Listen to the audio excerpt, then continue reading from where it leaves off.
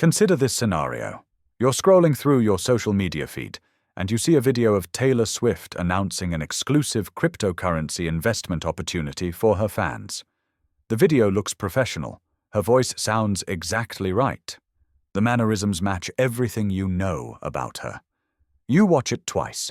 You think about it. And then you have to ask yourself a question that wouldn't have made sense 5 years ago. Is this real? According to data from the Federal Trade Commission and independent cybersecurity firms, $5.3 billion has been lost to AI-powered celebrity impersonation scams in 2025. That's not theoretical damage. That's actual money transferred from real people to criminal networks using technology that has fundamentally shifted the definition of authenticity in digital media. We're not looking at a distant future threat. We're examining a present-day crisis that affects millions of people across demographics, income levels, and technical literacy. The technology behind these scams isn't science fiction. It's commercially available software being weaponized against our most fundamental assumption that we can trust what we see and hear.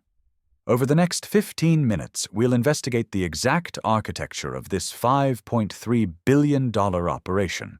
We'll examine why major entertainment studios are inadvertently providing the infrastructure for these scams. We'll analyze the legal frameworks that are failing to protect consumers. And most importantly, we'll provide you with a practical verification toolkit, including the 3-second audio test that security experts are now recommending as your first line of defense. Before we deconstruct this digital nightmare, make sure to like this video and subscribe to the channel if you want to discover the hidden truths behind the media industry. Part 1. The technology behind the deception. To understand how we arrived at $5.3 billion in losses, we need to examine the technology itself. This isn't about blaming innovation. This is about understanding capability. Modern voice cloning technology operates on neural networks trained through deep learning algorithms. According to research published by institutions including MIT and Stanford, these systems now require only 3 to 5 seconds of sample audio to create what's called a voice model. The accuracy rate, as documented in peer-reviewed studies, has reached between 85 and 95%. That means the synthetic voice will match the original in tone, pitch, cadence, and emotional inflection in nearly all cases. The process works like this. The AI analyzes the acoustic properties of the source audio, breaking down everything from fundamental frequency to formant structure. But the breakthrough that made these scams possible happened when the technology moved beyond simple mimicry. Modern systems analyze speech patterns, vocabulary choices, and even the psychological elements of how someone speaks. If it's replicating Taylor Swift, for instance, it learns not just how her voice sounds, but how she constructs sentences, where she places emphasis, and how her tone shifts based on context. This audio technology combines with video synthesis to create what researchers call full-spectrum deepfakes. The video component uses generative adversarial networks, a system where 2 artificial intelligence models essentially compete with each other. One generates the fake imagery, the other attempts to detect flaws. Through millions of iterations, the fake improves until the detection system can no longer identify it as synthetic. Data from Johns Hopkins University provides critical context here. In a study conducted in late 2024, researchers presented 1,200 participants with a mix of authentic celebrity videos and AI-generated counterfeits. Only 22% of participants successfully identified the synthetic videos. That's a success rate worse than random chance, which would be 50%. The implications are clear. Human intuition is no longer a reliable detection method. The technology has reached what security experts call perceptual parity. That's the threshold where synthetic media becomes indistinguishable from authentic media using standard human observation. We crossed that threshold sometime in mid-2024. Everything that's happened since has been a consequence of that crossing. Now, it's important to establish that this technology itself is neutral. The same systems are used for legitimate purposes in film production accessibility tools for people with speech disabilities, and language preservation projects. The problem isn't the existence of the technology. The problem is that it's now accessible to anyone with internet access and basic technical knowledge. The barrier to entry has collapsed. And with that collapse came opportunity for exploitation at scale. Part 2. The $5.3 billion pipeline. Let's examine the financial mechanics. How does $5.3 billion move from legitimate bank accounts to criminal networks? According to FBI data released in their 2024 Internet Crime Report, Americans lost over $16.6 billion to various forms of online fraud. Of that total, AI-powered impersonation scams represented a rapidly growing category. The $5.3 billion figure comes from aggregated reports across multiple law enforcement agencies, financial institutions, and cybersecurity firms tracking these specific celebrity-focused operations. Taylor Swift represents the highest value target in this landscape. Analysis from McAfee's annual Celebrity Cybersecurity Report placed her at the top of their risk assessment for 2025. This isn't about her actions. It's about the intersection of three factors: massive global reach, high audience trust, and an existing public association with financial success and business acumen. Those factors make her digital likeness extraordinarily valuable to scammers. The operations follow predictable patterns. Criminal networks create sophisticated fake investment opportunities, typically centered on cryptocurrency or exclusive access schemes. They use AI-generated videos of Swift promoting these opportunities, often mentioning real events from her recent public appearances to establish legitimacy. The videos are distributed through fake social media accounts that closely mirror verified celebrity pages, sometimes differing by only a single character in the username. Victims report a consistent psychological progression. Initial skepticism gives way to curiosity. The production quality is high. The message feels personal. The opportunity seems exclusive. And crucially, there's always urgency. Limited time offers, early access privileges. The fear of missing out becomes a powerful driver of decision-making. The average reported loss is $525, but that figure masks significant variation. Some victims lost nominal amounts. Others lost six-figure retirement savings. The FBI notes that these scams are particularly effective across unexpected demographics. This isn't just affecting elderly victims unfamiliar with technology. It's affecting tech-savvy young adults, middle-aged professionals, and educated consumers who genuinely believed they could distinguish authentic from synthetic content. Billie Eilish and Sabrina Carpenter represent different operational focuses. Eilish's younger audience makes her likeness valuable for community-based scams, fake merchandise, and NFT schemes. Carpenter's rising popularity in 2025 created opportunity in the ticket fraud space. Scammers created elaborate fake ticketing platforms featuring AI-generated videos announcing surprise performances or exclusive fan events. But the sophistication extends beyond individual scams. These operations are networked. Money moves through cryptocurrency exchanges, then through layered transactions designed to obscure the trail. By the time a victim reports the fraud, funds have typically been converted and dispersed across multiple digital wallets in various jurisdictions. Financial recovery becomes nearly impossible. Law enforcement faces systemic challenges here. International cooperation is inconsistent. Cryptocurrency tracing requires specialized expertise that most local police departments don't possess. The scammers operate with relative impunity, knowing that the odds of prosecution are extremely low. Part 3. The entertainment industry's complicated role. Now we need to address an uncomfortable connection that's rarely discussed in public discourse. The technology defrauding consumers exists on a continuum, with technology that Hollywood studios are actively developing for legitimate production purposes. The 2023 SAG-AFTRA strike brought these issues into public view. One of the central points of negotiation was control over digital likenesses. Actors wanted protections against being scanned, and then having those scans used to generate performances without their ongoing consent or compensation. The final agreement included some protections, but also included provisions allowing studios to use AI-generated performances under certain conditions. By 2025, multiple major studios have publicly acknowledged using AI synthesis for background performers, stunt work, and certain supporting roles. The stated rationale is efficiency and cost reduction. The technology is the same technology used in deepfake scams. The difference is consent and legal authorization. Here's where the complication emerges. When studios create digital scans of actors, that data must be stored, secured, protected. But data breaches are a constant in the digital economy.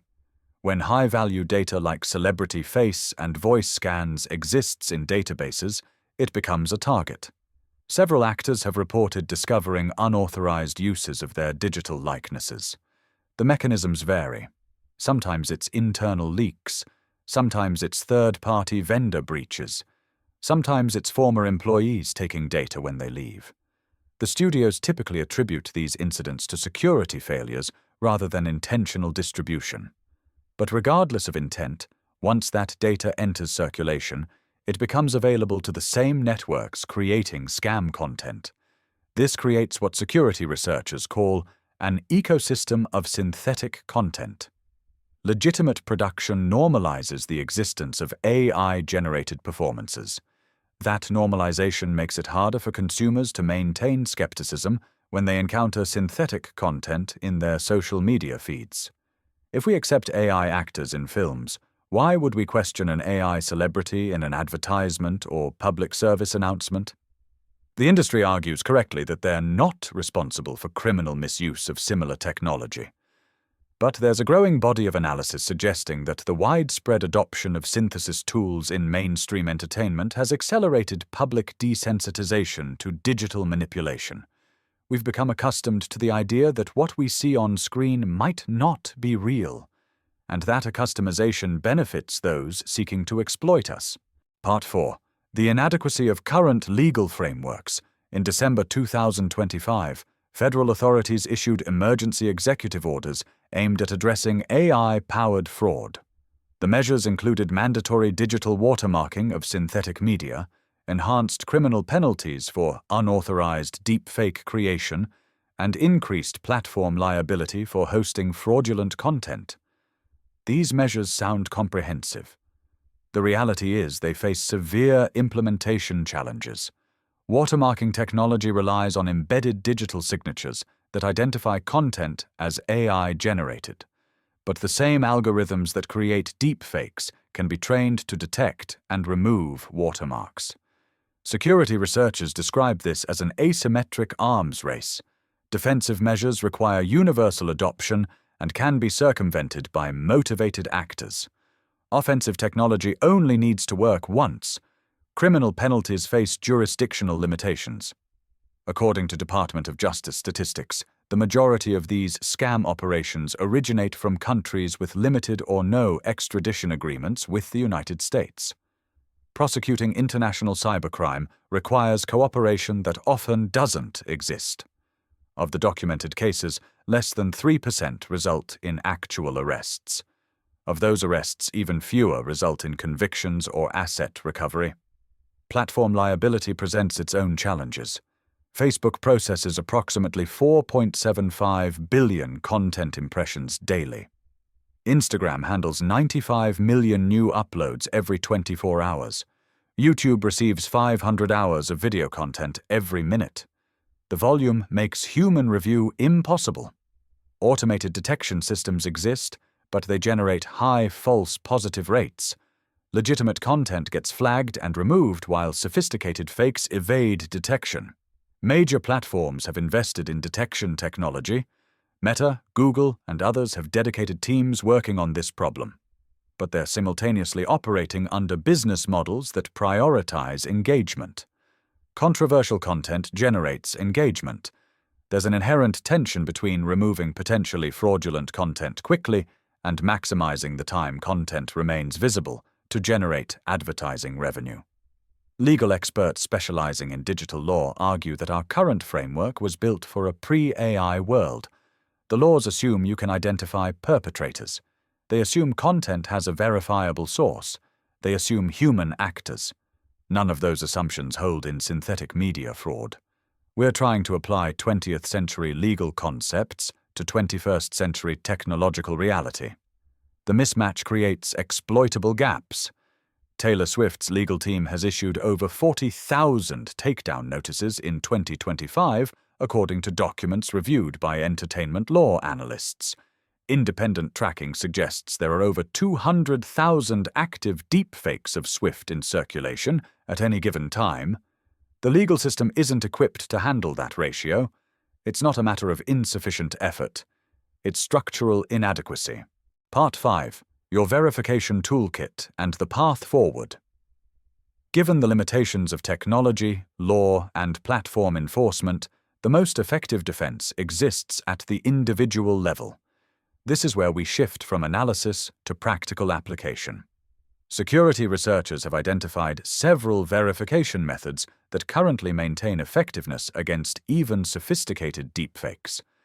It's important to note that these methods are time-sensitive. As AI systems improve, detection methods must evolve. But as of 2025, these approaches provide meaningful protection. Verification method 1 involves examining what researchers call microanatomical inconsistencies. AI-generated faces struggle with complex anatomical structures, particularly ears. The cartilage folds, shadow patterns, and texture of ear rendering remain challenging for current algorithms. When evaluating suspicious video content, zoom in on the ear region. Look for unusual smoothness, inconsistent shadows, or edges that blur unnaturally. Studies indicate 94% of current deepfakes contain detectable earlobe artifacts. Verification method 2 focuses on blink patterns. Human blink rates average once every 3 to 4 seconds, but natural blinking is irregular. It's influenced by cognitive load, emotional state, and environmental factors.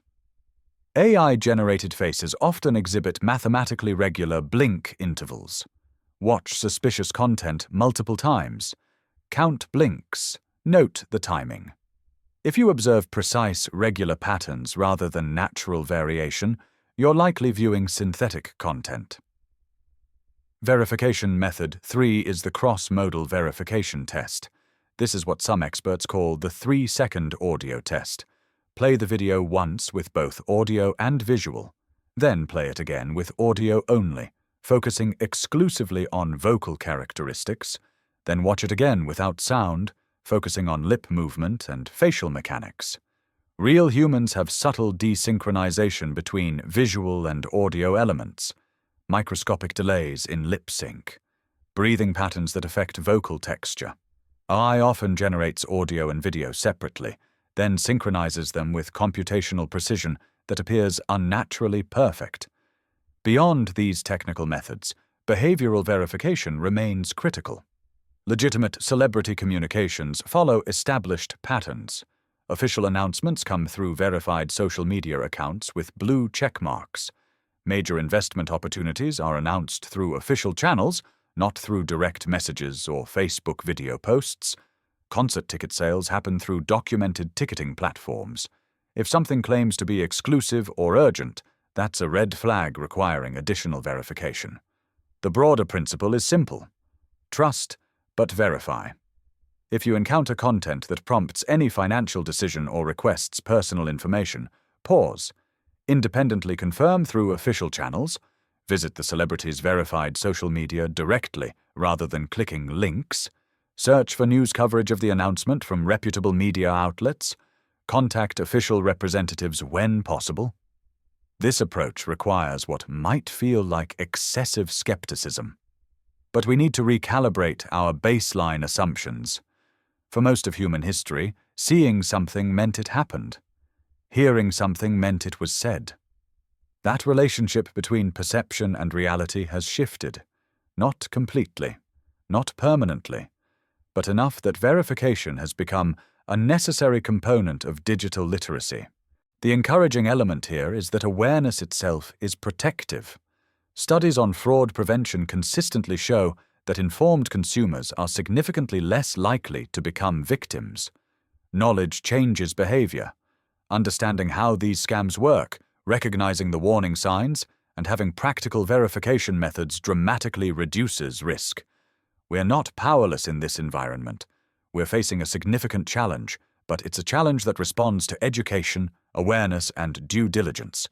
The $5.3 billion was lost by people who didn't know what we now know, who didn't have the verification tools we now have, who weren't yet aware that the digital landscape had fundamentally changed. The definition of reality hasn't ended. It's become more complex.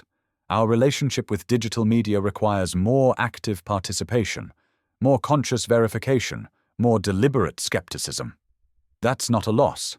That's an adaptation to a changed environment. The technology will continue to improve.